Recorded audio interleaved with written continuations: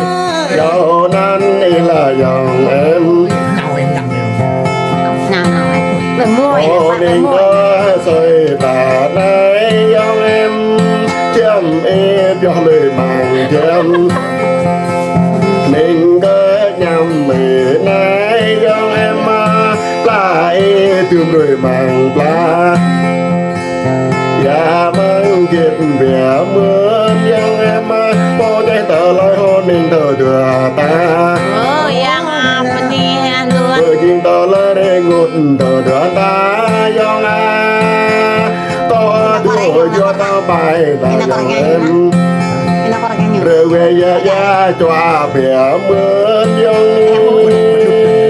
ô bụi nam hên lo dòng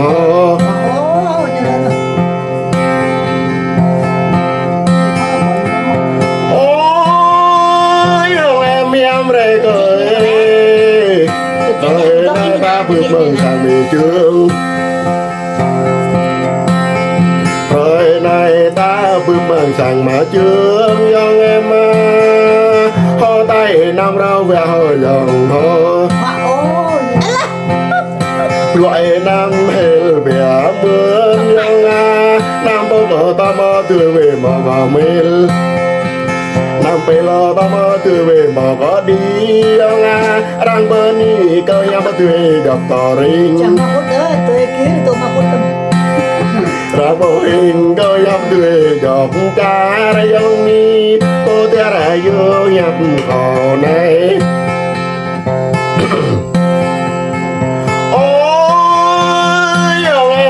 rê ơi dạo nan là dạo em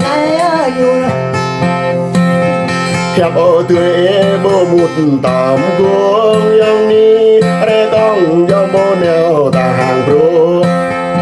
bộ mô ta tươi bố rụp hàng rang dòng ni bố băng mẹ nuôi chuột là bè mơn chuột yếu này là tôi ta